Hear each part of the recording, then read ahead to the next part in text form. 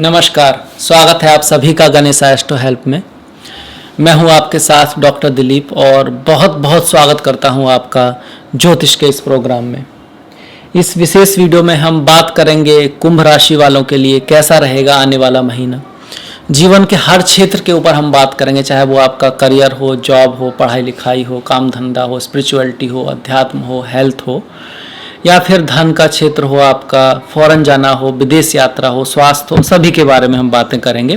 सबसे पहले देख लेते हैं कि कौन सा ग्रह कहाँ पर बैठा है, किस भाव में बैठा है, फिर उसके अकॉर्डिंग गणना करेंगे। फिर देखेंगे कि हम अपनी तरफ से क्या कर सकते हैं, ज्योतिष के लेवल पर हम क्या रेमेडी कर सकते हैं और कर्म के लेवल पर हमको किन बातों का ध्यान रखना होगा। तो आइए सबसे पहले देखते हैं कि आपकी कुंडली के प्रथम भाव में ही शनि बैठे हुए हैं, अपने ही भाव में बैठे हुए हैं, और ये आपका पंच महापुरुष योगों में से एक शश नाम का महापुरुष योग है। भले ही ये आपकी साढ़े साती के हिसाब से देखा जाए तो साढ़े साती है, क्योंकि चंद्रमा के ऊपर अगर शनि आते हैं तो हम इसको साढ़े साती कहते हैं। पर दूसरी तरफ देखा जाए तो कोई भी ग्रह अपनी राशि में, वो भी मूल त्रिकोण राशि में, बहुत अच्छा रिजल्ट देता है। तो यही कहा जाएगा जिनका कुंभ लग्न है उनके लिए तो बहुत अच्छा होना चाहिए। जिनकी राशि है उनके लिए भी डिपेंडिंग अपॉन कि उनकी कुंडली में शनि कैसा कर रहे हैं, अष्टक वर्गा में शनि के कितने पॉइंट हैं, डिपेंड करेगा। अदरवाइज उनके लिए भी कहीं ना कहीं डिफिकल्टी के साथ ही सही, हार्ड वर्क के साथ ही सही, कुछ ना कुछ अचीवमेंट जो है शनि लेकर आएंगे। इसके बारे में डिटेल में बात करेंगे। दूसरे भाव में गुरु और मंगल हैं। धन का स्वामी धन में बैठा हुआ है, साथ में ही कर्म का स्वामी भी वहीं है, पराक्रम का स्वामी भी वहीं बैठा हुआ है। मीन राशि में गुरु मंगल का योग बना हुआ है। द्वितीय भाव में, तृतीय भाव में राहु और शुक्र हैं, बहुत खूबसूरत। तृतीय भाव में राहु का गोचर अच्छा माना गया है, शुक्र का गोचर भी बहुत बढ़िया माना गया है। चतुर्थ भाव में बुध है, चतुर्थ में बुध का गोचर अच्छी शुभ है, जो वृषभ राशि में है। राहु और शुक्र मेष में है, बुध जो है वृषभ में है। सूर्य 15 तारीख तक वृषभ में और 15 के बाद मिथुन में आएंगे। इसी वजह से इस महीने मिथुन संक्रांति होगी। छठा, सातवां, आठवां भाव खाली है। नवम भाव में तुला राशि में केतु गोचर कर रहे हैं। राहु केतु हमेशा आमने सामने होते हैं। राहु अगर मेष में है तो केतु में रहेंगे ही। दसम भाव, एकादश भाव और द्वादश भाव, 10, 11, 12 जो भाव है वो आपका खाली है। अब आ जाते हैं गणना के ऊपर, रिजल्ट के ऊपर। देखिए सबसे पहले शनि को देखते हैं। लग्नेश का मजबूत होना, लग्न का मजबूत होना कुंडली की सबसे बड़ी बात, सबसे स्ट्रांग पॉइंट होता है। अगर जन्म पत्री में शनि अच्छे हैं, आपके लग्न की स्थिति मजबूत है या राशि की स्थिति मजबूत है, तो फिर ये समय आपके लिए 12 जुलाई के आसपास का जो समय है बहुत ज़्यादा शुभ है। इसमें कुछ ना कुछ ऐसा जरूर होगा जो बाद में आपकी पहचान बनेगा, आपको कुछ ना कुछ ऐसा देकर जाएगा जो आगे चल के आपके नाम, पद, प्रतिष्ठा का कारण बनेगा। जॉब लगना, कभी कभी जॉब छूटना भी, कभी क्योंकि कई बार ऐसा होता है कि आपका कुछ बहुत अच्छा होना है तो कुछ छोटी चीज़ से आपको हटना भी पड़ सकता है, पर अल्टीमेटली ये जो समय है वो आपको शुभता लेकर आएगा। अगर अष्टक वर्गा में शनि के पॉइंट अच्छे हैं, शनि पर अच्छे ग्रहों की दृष्टि है जन्म पत्री में, तो अगर ऐसा नहीं है, अष्टक वर्गा में शनि के पॉइंट कम हैं और शनि थोड़े से डिफिकल्टी में है, तो थोड़ा सा एफर्ट, हार्डवर्क, मेहनत, परिश्रम ज़्यादा होगा, रिजल्ट उतने नहीं आएंगे। साढ़े साती की दूसरी फेज है, मेंटल टेंशन थोड़ा सा रह सकती है। तो दोनों ही तरह के रिजल्ट यहाँ पर डिपेंडिंग अपॉन कुंडली आएंगे। ओवरऑल पॉजिटिव रिजल्ट की यहाँ पर ज़्यादा संभावना है, क्योंकि शनि अपनी ही राशि में 30 साल बाद आ रहे हैं और यहाँ पर आकर चामर नाम का राजयोग और शश नाम का महापुरुष योग बना रहे हैं। महापुरुष योग जो होते हैं ये व्यक्ति को उच्च पद तक ले जाते हैं, नाम कराते हैं आपका समाज में। कहीं ना कहीं एक पहले तो बोलते थे कि भाई आप प्रधान बन सकते हो, राजा बन सकते हो, कुछ इस तरह का पटवारी बन सकते हो, आजकल आप IAS ऑफिसर बन सकते हो, इन्फ्लुएंसर, कोई ब्लॉगर भी बन सकते हो, कुछ ऐसा व्यक्ति जिसके नीचे लोग काम करें, जिसको नेम फेम मिले, इसलिए महापुरुष योग होता है। और साथ में उन लोगों में कुछ क्वालिटीज़ भी होती हैं। खैर, अगर हम शनि की दृष्टियों की बात करें तो तृतीय भाव पर, सप्तम भाव पर, दसम भाव पर। तृतीय भाव पर शनि की दृष्टि, सहयोग थोड़ा उतना ना मिले छोटे भाई बहनों से, इसकी पॉसिबिलिटी है, या फिर उनके लिए आपको एफर्ट करना पड़े, हार्ड वर्क करना पड़े, कहीं ना कहीं उनकी लाइफ में कुछ व्यवधान रहे, ये भी इसको दिखाते हैं। सप्तम भाव पर रिलेशन में, पेट पार्टनरशिप में कुछ ना कुछ रेस्पॉन्सिबिलिटी का बढ़ना, हार्डशिप का बढ़ना, मेहनत का बढ़ना। शनि ड्राई प्लैनेट हैं और ये भी दिखाता है कि इन चीज़ों को अगर आपको अच्छी तरह से चलाना है, अपने रिश्तों को, पार्टनरशिप को, बिजनेस को, तो आपको हार्ड वर्क, मेहनत, प्लानिंग का के अलावा कोई और वेरिएंट नहीं है। कुछ ना कुछ अड़चने तो आएंगी, उसके अड़चनों के बावजूद आपको उन प्लानिंग को, अपनी प्लानिंग को एग्जीक्यूट करना ही है, क्योंकि अड़चन का अगर आप बहाना बनाएंगे भाई इस वजह से नहीं हो पा रहा है, तो अड़चन आपको बहुत मिल जाएंगी। साढ़े साथी में इसीलिए लोग कई बार उनका काम उतना अच्छा चलता भी नहीं है, थोड़ा सा आलस से भी शनि बढ़ा देते हैं, एडिक्शन को भी वो जो है सर ला सकते हैं आपके जीवन में,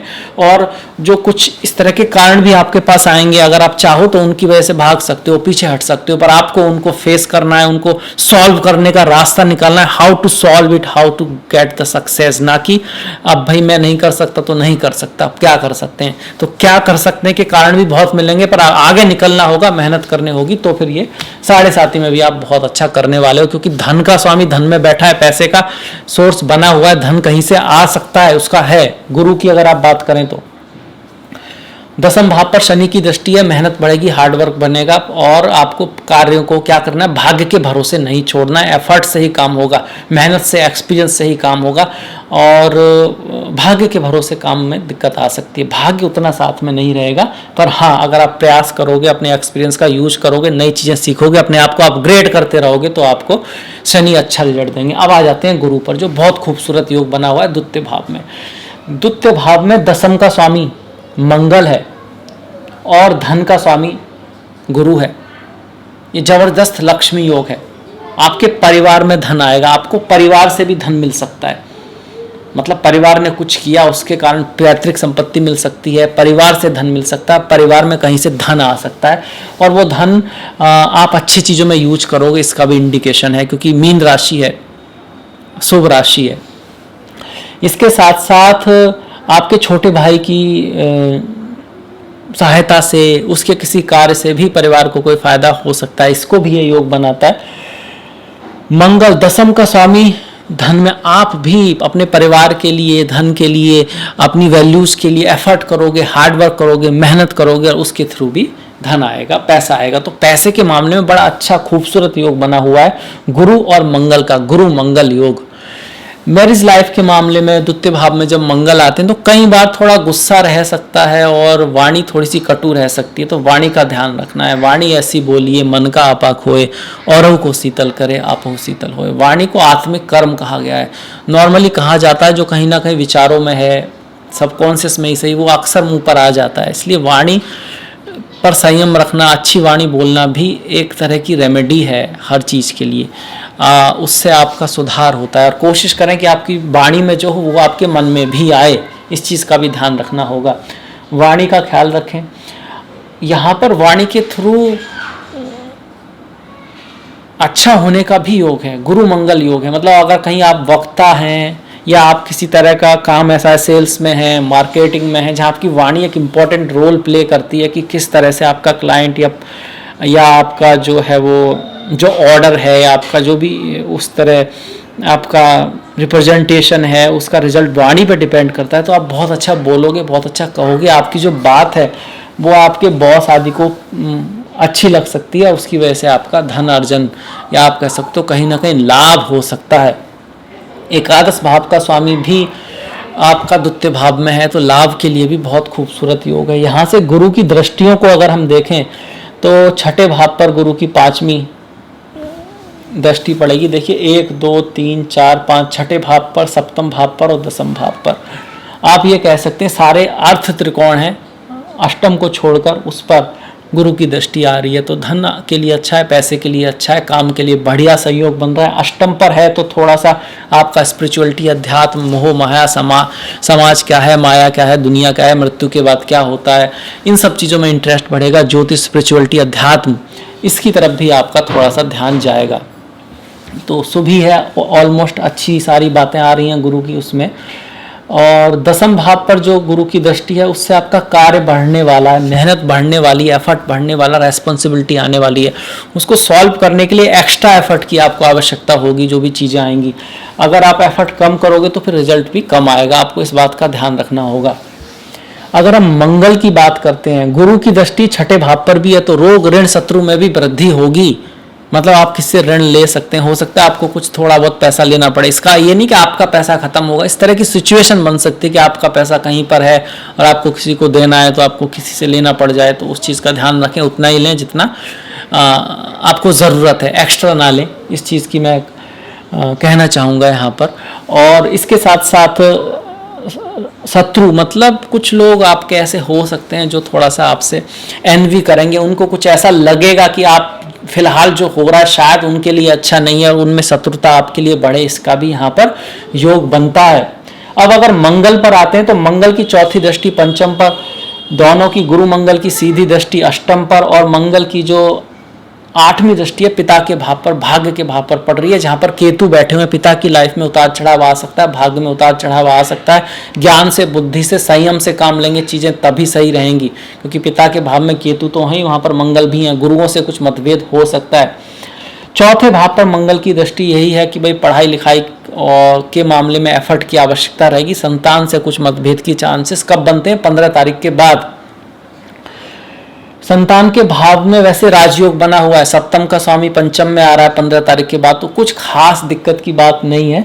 सबसे बात ज़्यादा दिक्कत थोड़ा पिता और गुरु और हायर एजुकेशन में कुछ व्यवधान आ सकता है। लंबी यात्रा करें तो थोड़ा ध्यान रखें, क्योंकि नवम भाव लंबी यात्राओं का भी होता है। आपके पिता, आपकी जो पत्नी है, अगर उनका कोई छोटे भाई है, उनकी लाइफ में कुछ उतार चढ़ाव यहाँ पर देखने को मिल सकता है।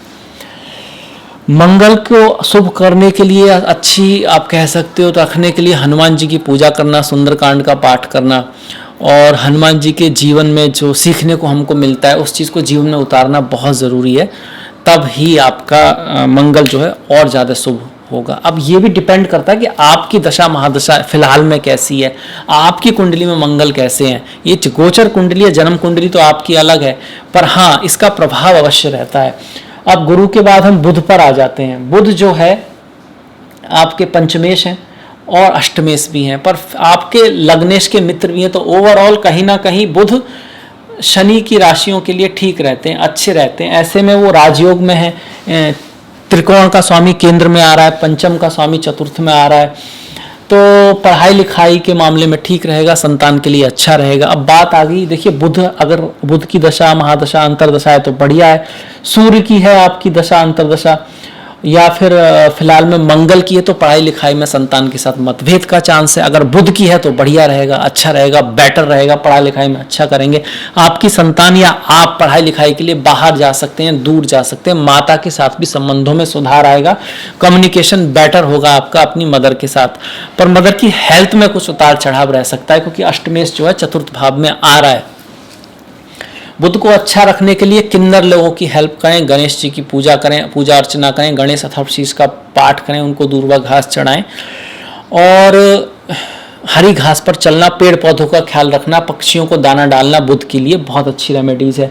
सूर्य की बात करें तो सूर्य 15 तारीख तक आपके चतुर्थ भाव में और उसके बाद पंचम भाव में रहेंगे। सूर्य की चतुर्थ भाव में स्थिति जो है वो ठीक है, केंद्र का स्वामी केंद्र में है, मतलब आपके पार्टनर के जॉब में मजबूती आएगी, उसके काम में अच्छा रहेगा, आपके इन लॉज के लिए भी ठीक है कहीं ना कहीं इसका यहाँ पर आना। और उसके बाद जब सूर्य पंचम में आएंगे तब भी राजयोग है, तो सूर्य फिलहाल आपके लिए अच्छा कर रहे हैं। हालांकि सूर्य का गोचर जो है 3, 6, 11 में अच्छा माना जाता है, पर कुछ योग भी होते हैं जिसका ध्यान रखना आवश्यक है। अगर राजयोग में जा रहा है तो पढ़ाई लिखाई के थ्रू आपको स्कॉलरशिप आदि मिल सकती है। आपका आपके पत्नी के साथ, आपके पति के साथ, प्रेमी प्रेमिका के साथ प्रेम बढ़ने वाला है 15 तारीख के बाद। हालांकि कुछ बहसबाजी थोड़ा बहुत रह सकती है, क्योंकि सूर्य एक गर्म ग्रह है और पंचम भाव काफ़ी सॉफ्ट है, पर स्टिल यहाँ पर राजयोग में है, तो ओवरऑल रिजल्ट सूर्य यहाँ पर अच्छे ही देने वाले हैं। बाकी सूर्य नमस्कार करते रहें, सूर्य को जल देते रहें। ओम घृणी सूर्य आदित्य ओम, इस मंत्र का जाप कर सकते हैं। साथ में ही राम रक्षा स्रोत, आदित्य स्रोत का जाप भी अगर आप करते हैं तो बहुत बढ़िया बात है। खासकर अगर कुंडली में सूर्य पीड़ित हैं, कमजोर हैं, तो आपको करना चाहिए। इसके बाद अगर हम केतु के ऊपर आते हैं, देखिए ये भाव खाली हैं तो इनके स्वामियों के साथ इन भावों की बात भी हो ही जाती है। जैसे पंचम भाव, सप्तम भाव के साथ जब सूर्य की बात की तो सप्तम भाव का आ गया आपका रिजल्ट। सप्तम का स्वामी कहाँ पर है? आपके पंचम में है। तो आपका जो रुझान है वो नॉलेज की तरफ रहेगा, विजडम की तरफ रहेगा, आप जानने की कोशिश करोगे। अगर आप क्रिएटिविटी के फील्ड में हो, अगर आप स्टॉक मार्केट आदि के फील्ड में हो, तो आपको कहीं ना कहीं लाभ रह सकता है, यात्राएं थोड़ा बहुत आपको करनी पड़ेंगी। केतु की बात करें तो केतु नवम भाव में है, तो स्पिरिचुअलिटी अध्यात्म की तरफ रुचि आपकी जरूर रहेगी, पर व्यवधान भी रहेगा, क्योंकि इसी भाव पर फिलहाल में मंगल की दृष्टि भी आ रही है, तो पिता के सेहत का ध्यान रखने की यहाँ आवश्यकता है। केतु अगर नवम में है तो आपको पूजा पाठ से भी ज़्यादा रुचि जो होगी वो दर्शन में होगी, स्पिरिचुअलिटी में होगी, रियलिटी जात में होगी, आत्मा को जानने में, गीता पढ़ने में, ज्ञान योग में थोड़ी सी रुचि रहेगी। कुछ इंट्यूशन भी आपकी इस समय सत्य हो सकती है भविष्य के बारे में।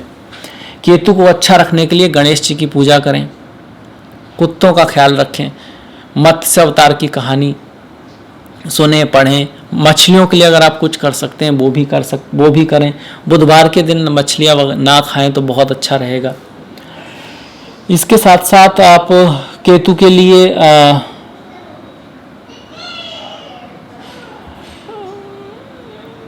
जो बिल्लियां होती हैं, केतु राहु के लिए जैसे बिल्लियां होती हैं, केतु के लिए कुत्ता होता है। ध्वजा जो होती है वो भी केतु की बहुत अच्छी रेमेडी है। झंडा जो होता है उसको मंदिर आदि पर आप फैला सकते हैं, वो बहुत बढ़िया रहेगा। किसी मंदिर पर अपनी तरफ से ध्वजा का दान कर सकते हैं, बुधवार करें तो बहुत बढ़िया रहेगा। तो ये सारे ग्रह हो गए आपके। अब आ जाते हैं थोड़ा सा हम आपके त्योहारों के ऊपर। इस महीने के जो त्योहार हैं उनको हम थोड़ा देख लेते हैं। देखिए 14 तारीख को पूर्णिमा का व्रत है, बहुत इंपॉर्टेंट व्रत है पूर्णिमा का, चंद्रमा से रिलेटेड है, धन से रिलेटेड है।